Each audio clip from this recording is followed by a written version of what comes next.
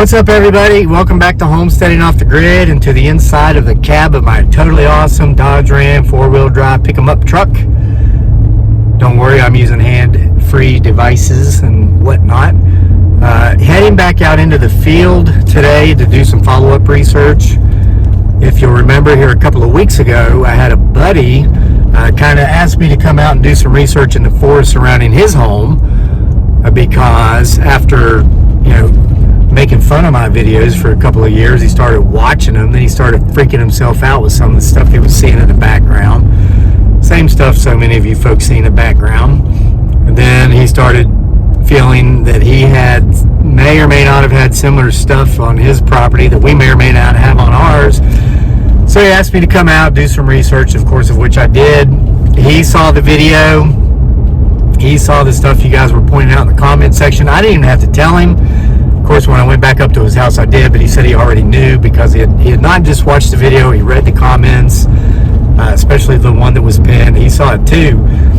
And this is terrible. I mean, the silver lining on the cloud is he's like, you come take all that wood.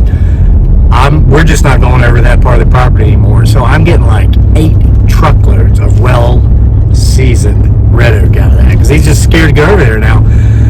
But anyway, he saw in the video too where I mentioned about how dangerously close, if you will, his property is to the potential lair of Bigfoot Sasquatch that we discovered about 3 years ago. He wanted to know what direction it was, so I wasn't going to withhold that information from him. And I told him, and if you remember that video when I was at his place, there was a trail heading up the hill. Basically, that trail headed in the direction of the potential lair of Bigfoot Sasquatch. I asked him if he or his family had ever gone out that trail, and he said they've only gone out that trail a little way, and the reason is because really weird things happened once they got out there. I inquired about these really weird things, and I was informed that they walked about a half a mile away from their house out into the woods. Now, it's all private property. They had gotten permission from their neighbor. They said the guy doesn't live there full time. He's a corporate attorney up in Northern Virginia, but he's got several hundred acres down here he comes to on the weekends and longer terms during the summer. They said, yeah, go ahead, walk the trails. They got about half a mile out from their place, and they just started hearing voices. They started hearing laughter. He said that one of his sons said someone or something threw a rock at him. Of course, tree knocks. So they just don't go out there anymore. Well, guess where we're going today? Yep, that's where we're going. So I'll start recording again when I get to the woods. I've got about a 15-minute drive to get out there to the location where I can access the trails. I'm not going for my buddy's property today. I'm going to try to cut it about halfway through the middle because I know what lies about mile and a half, 2 miles away from his property at the end of that trail once you cross the other guy's property. So I'm making this intro of the video here because once again I'm going to do my best to go out of my way to not talk, not speak, not make noise. But when I'm traversing through an area where my spidey senses are kind of going off and just my gut saying, hey, there may or may not be something of interest here, I'm going to break out the phone and I'm going to film. So I'm going to need you to watch the background, watch for those large dark objects, see if they move, watch for the pickers behind the trees, and see you when we get there.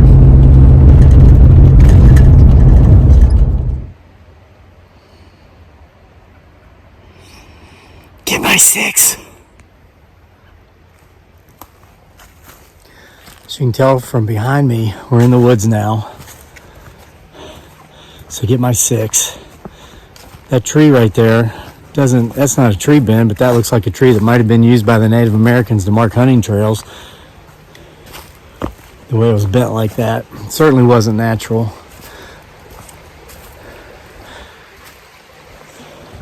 There's such a rich history throughout Virginia, being that it was the first settlement. I mean, you got, the first colony, who was it up there, Delaware? Whatever, Jamestown was in Virginia, and expansion spread out from there. We're number 1.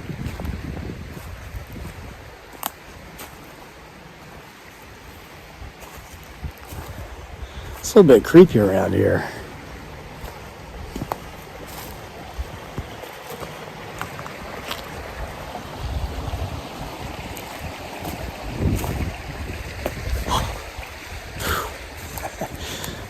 root.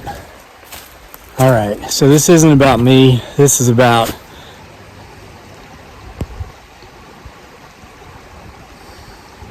there's a lot of witch hazel growing down in here.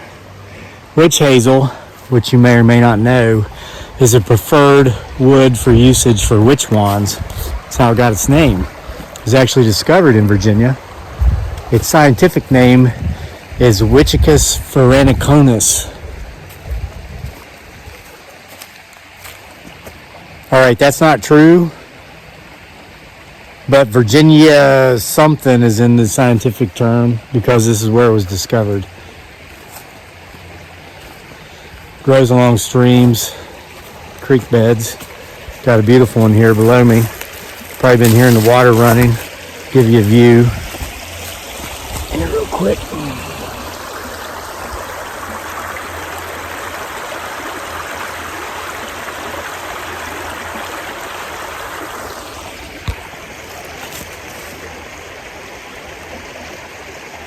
All right, let's see what we may or may not find in this forest.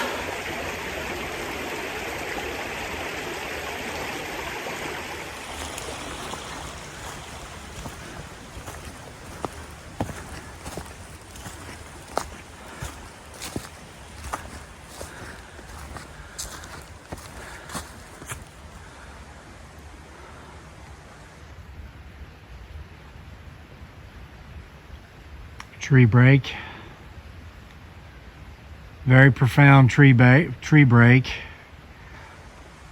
And it's about 20 yards off the trail, as if him, her, or they are saying, hey, look, brah, we don't mind if you're out here on the trails, but you don't come off of them.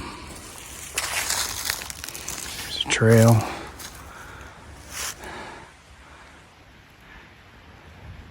"20 yards off the trail." And yes, for the naysayers, I fully understand that wind knocks down trees. What I don't understand is why it doesn't knock down the surrounding trees from potential Bigfoot Sasquatch tree breaks.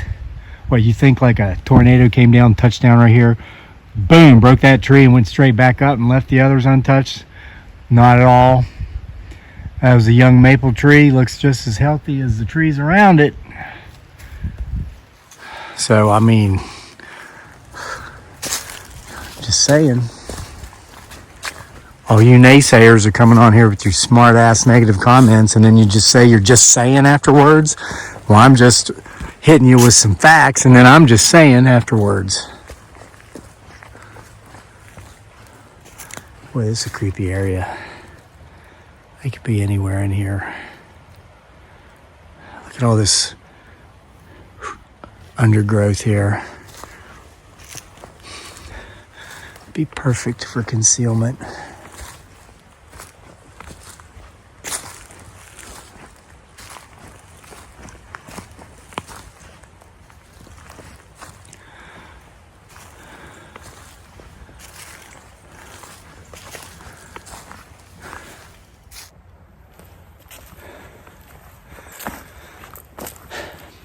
There on that last clip, you might have been hearing what sounded like footsteps. It's coming from off to my left inside this brush and this undergrowth. So I'm going to give you the view from this angle for now. And I'm going to implement my tried and true research methods of making sure not to look into the phone or into the direction in which we're recording. It's worked in the past. Going to leave it up to you, the viewer, to spot any potential him, her, it, or theys in the background. And then, of course, leave the timestamp.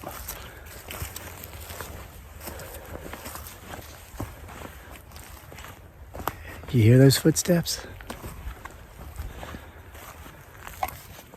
Yep, right there off to the left. It's as if we're being followed.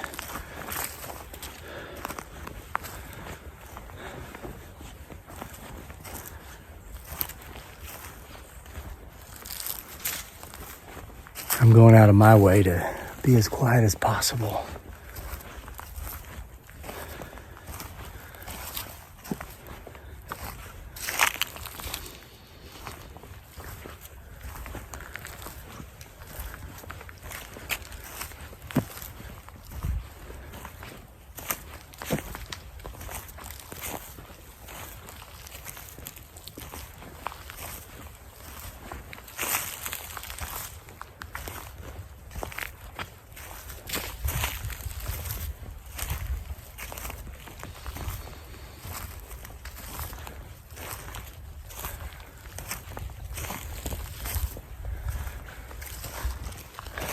quiet as I'm being, it's been my experience that these things know you're coming well before you get there. So you must get my 6. We may have passed some already.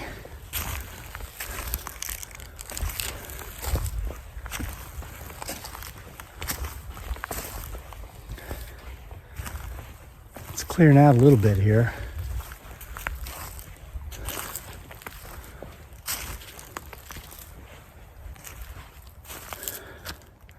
Let's do a slow 360. If you'll remember, there's a trail we're heading up. Beautiful trail. Beautiful time of year to be out in the woods, as is like every time of year. Being in the woods is always better than being in the house, in my humble opinion. You remember that time we discovered the potential there of Bigfoot Sasquatch? This is what we were doing when we saw one, if not 2 of them behind us. So you keep looking, keep watching.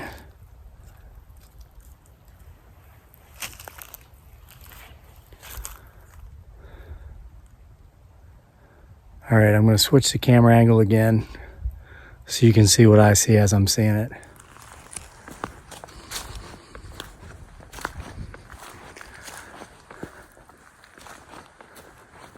All right, that's too high. You probably can't tell by the depth perception of the phone, but that's 15 feet up. I would imagine that's too high to be a tree break. That might have been done by the wind. Up there's one, looks like wind damage. That's what the naysayers don't understand about us squatchers. We completely understand wind damage. I'm going to use this as an example to explain.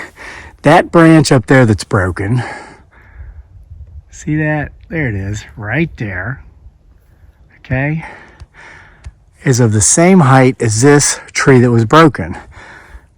Okay, it's about 15 feet off the ground here. Up there, it's uphill. It's only about 7 or 8 feet off the ground.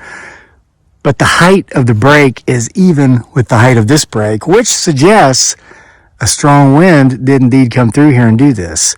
Okay, squatchers know this. Squatchers know this. We're not stupid, okay? We might be. Okay, guys, things just got real. And I mean really real. You heard that? I thought I was recording that crow call, what's supposed to be a crow. But when I looked at the phone, I saw that the phone was no longer recording. I was talking about how they're on to us. Squatchers are not stupid, okay? Arguably, we're crazy. But hey, it's a crazy world we live in. You got to be a little bit crazy to get through, right? But stupid, we're not.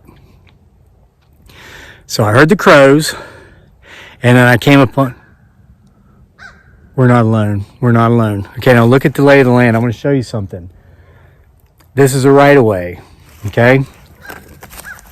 So is this. It V's off. I was approaching the center of this V, the vortex. Phone just stopped recording. I got a full charge. Charged the phone before I came out. Guys, I'm going to do... Listen, I'm not going to look into the phone once I get here. I just saw movement. I just saw movement.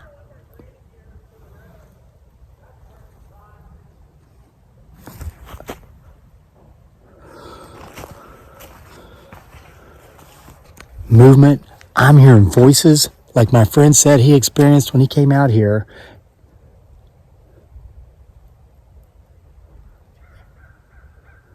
These crows are trying to tell us something. Guys, I'm flipping the phone and zooming. I see one. Watch. All the way up the end of that. See it? Right there. It just stepped into the right-of-way. Gosh, I wish I'd have brought my red circles and my blue rectangles. There's 2 of them now. Neither were there.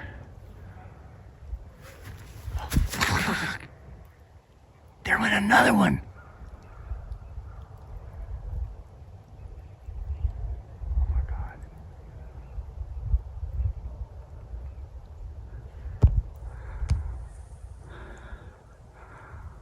God.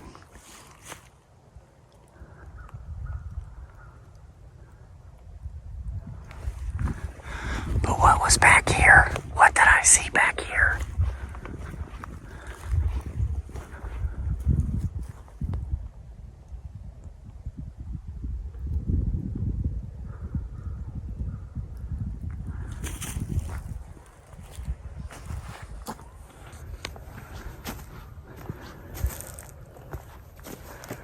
They're gone now. They ducked back in. I would estimate that's 3/4 of a mile to a mile away, and I'm not getting any closer because that direction that right away goes, that power line, is the direction of the lair of Bigfoot Sasquatch.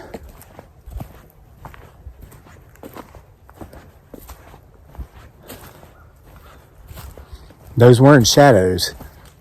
There's the sun. It's high noon.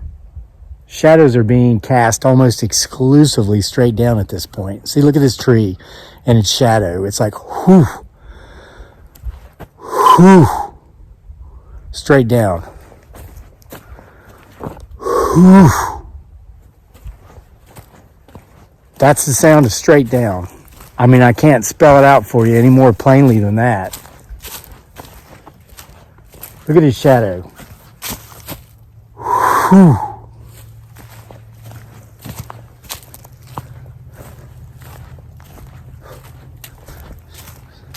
It's creepy in here.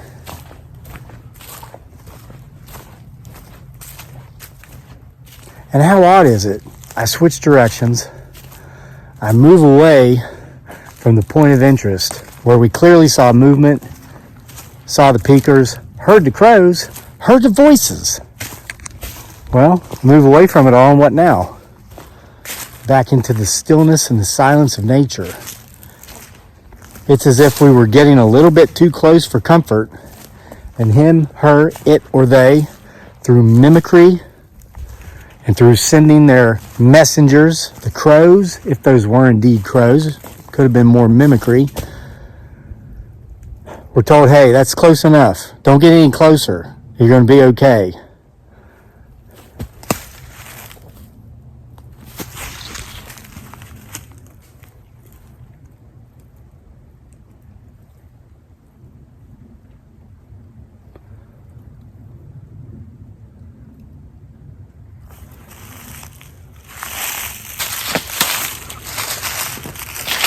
You watch behind me.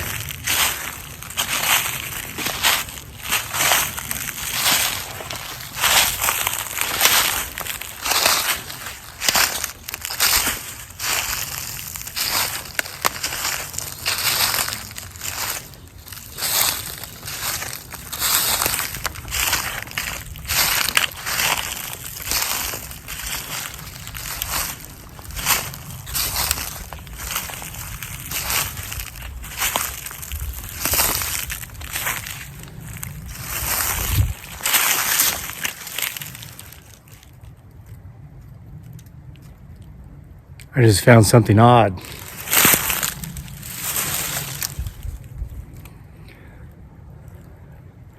Bit of engineering tape tied around just a stick or a branch.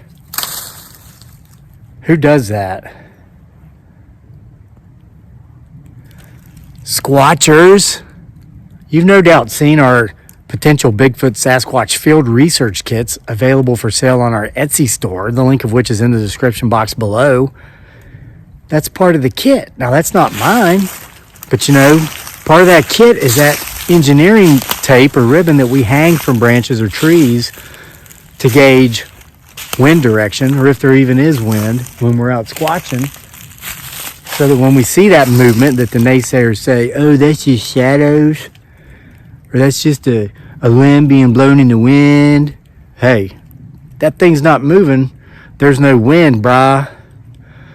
So it's obvious. It's clearly obvious there's been other squatchers out in these woods. And why?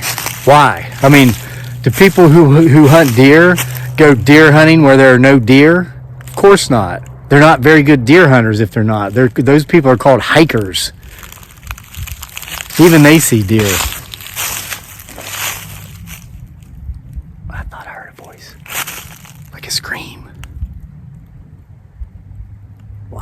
tree bend. Bingo, right here by that ribbon. Check it out. I'm going underneath it. Look at that.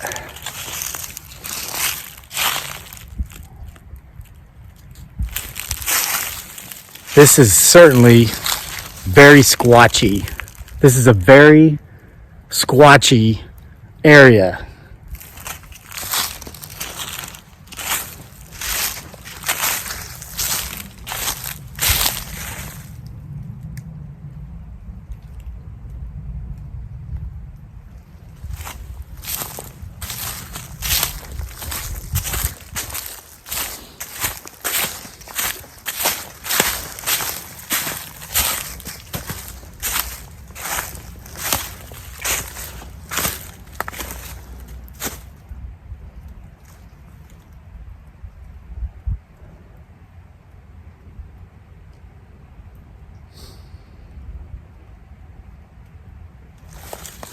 The further I get away from that area of interest back there, the safer I feel.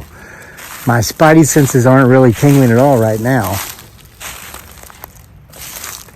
I feel as if we got too close for comfort and were warned.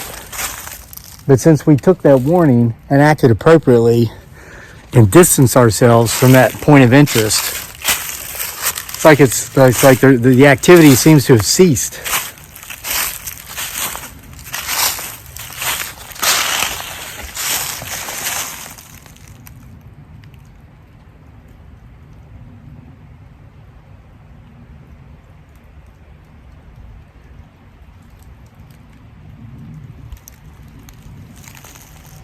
Okay guys, I just found what I call a double whammy.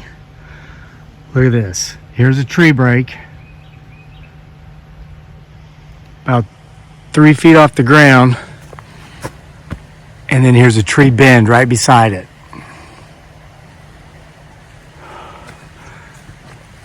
If that doesn't say potential Bigfoot Sasquatch country, I don't know what it does say.